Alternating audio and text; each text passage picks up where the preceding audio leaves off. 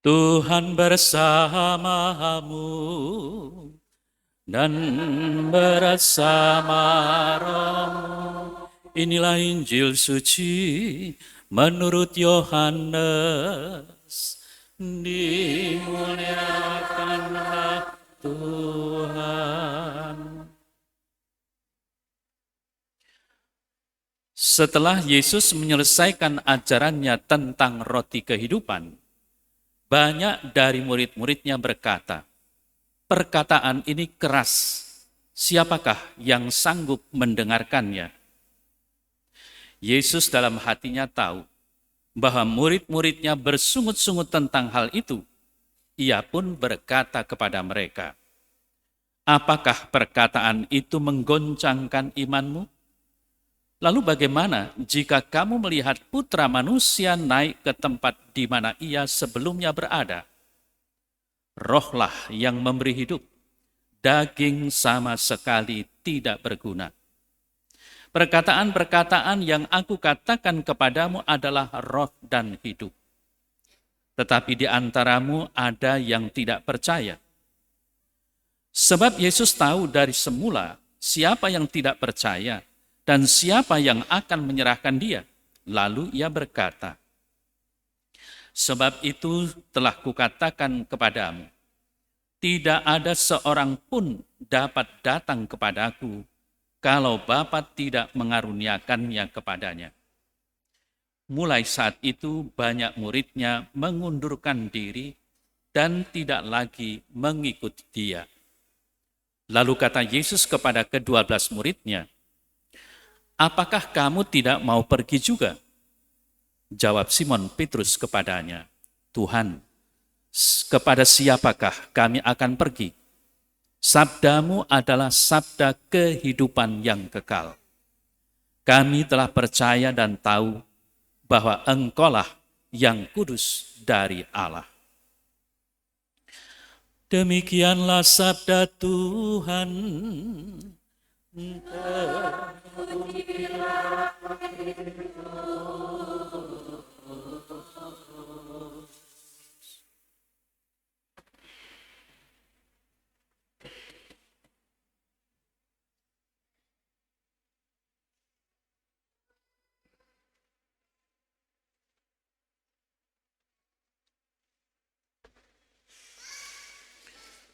Saudara-saudari yang terkasih, kalau kita menonton drama berseri atau membaca novel yang panjang-panjang berjilid-jilid, kita selalu menunggu endingnya itu bagaimana. Sad ending atau happy ending. Ditutup dengan kisah yang menyenangkan atau yang menyedihkan. Dan tentu saja dari setiap episode kita ikuti apa yang terjadi. Nah, apa yang tadi kita dengar dalam pewartaan Injil khususnya, di dalam Injil Yohanes, terutama bab 6, Yesus itu mengajarkan tentang roti kehidupan. Dan ajarannya itu panjang sekali. Sampai pada kesimpulan bahwa dirinya lah roti hidup yang turun dari surga. Tentu saja, dalam setiap pengajarannya, terutama para murid yang mendengarkan itu sungguh-sungguh memperhatikan apa inti dari pengajaran tentang roti kehidupan itu. Tetapi karena pada akhirnya Yesus mengatakan bahwa dirinya roti kehidupan yang turun dari sorga. Siapa yang tidak makan roti itu tidak akan mengalami atau menemukan keselamatan. Apalagi dijelaskan bahwa roti itu adalah dagingku dan darah itu adalah darahnya yang harus dimakan dan diminum. Itulah sebabnya kemudian dikatakan dengan jelas perkataan ini keras. Siapakah yang sanggup mendengarkannya? Akibatnya apa? Akibatnya para murid itu meninggalkan Yesus dengan bersungut-sungut. Artinya mereka itu tidak percaya lagi apa yang dikatakan oleh Yesus, maka mereka mundur. Itulah reaksi para murid. Tetapi yang namanya para murid, itu ada kelompok 12, ada kelompok 70, ada kelompok yang lebih dari itu. Nah, sehingga kemudian ketika Yesus mengatakan, apakah perkataan itu menggoncangkan imanmu? Lalu bagaimana jika kamu melihat Putra Manusia naik ke tempat di mana sebelumnya berada? Rohlah yang memberi hidup, daging sama sekali tidak berguna. Perkataan-perkataan yang aku katakan kepadamu adalah roh dan hidup. Tetapi di antaramu ada yang tidak percaya. Maka dari itu Yesus melanjutkan, sebab itu telah aku katakan kepadamu, tidak ada seorang pun dapat datang kepadaku kalau Bapa tidak mengaruniakannya kepadanya. Mulai saat itu banyak murid mengundurkan diri dan tidak lagi mengikut Yesus. Lalu Yesus menantang kelompok 12. Apakah kamu tidak mau pergi juga? Lalu Simon Petrus sebagai wakil kelompok 12 menanggapi, Tuhan, kepada siapakah kami akan pergi? Sabdamu adalah sabda kehidupan yang kekal. Kami telah percaya dan tahu bahwa Engkaulah yang kudus dari Allah.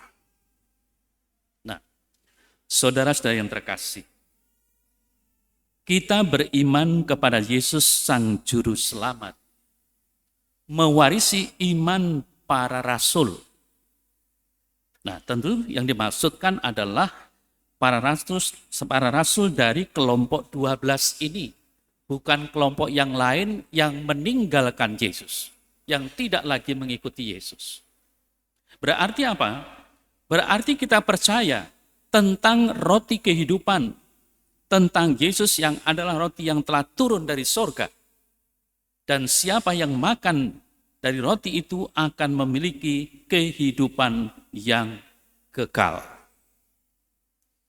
Nah, lalu bagaimana sekarang kenyataan dalam penghayatan iman kita masing-masing? Saudara-saudari yang terkasih, tadi dalam pengantar dikatakan bahwa yang namanya iman itu bukan hanya soal di dalam gereja, bukan hanya soal di dekat altar, bukan hanya soal saya berdoa, tetapi harus diungkapkan dan diwujudkan dalam setiap kata dan perbuatan kita. Nah, lalu kita bisa bertanya diri, sejauh mana kita sebagai orang beriman yang mengaku diri Kristen, yang menjadi pengikut Kristus itu benar-benar selalu mengungkapkan dan mewujudkan iman kita dalam kata dan perbuatan-perbuatan kita. Tidakkah kita melihat, bahkan mungkin mengalami sendiri, orang tidak berani mengakui imannya sendiri.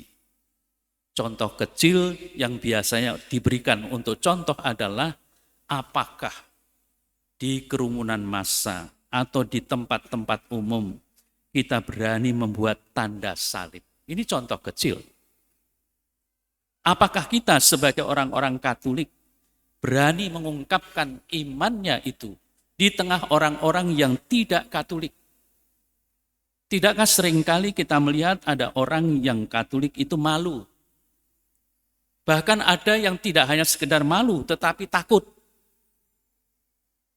Padahal kita tahu, iman itu harus diungkapkan, iman itu harus diwujudkan, terutama dalam tindakan perbuatan kasih. Tidakkah seringkali kita mendengar perkataan orang-orang yang tidak Katolik? Mengapa kok ada orang Katolik yang korupsi?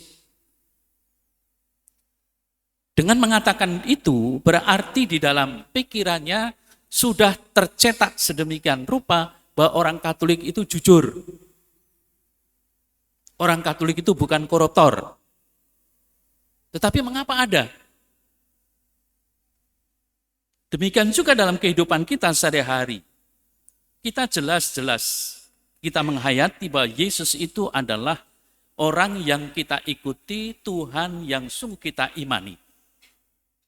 Tapi mengapa tanpa disadari atau disadari juga, kita seringkali menyangkal diri bahwa kita bukan pengikutnya karena takut dan khawatir.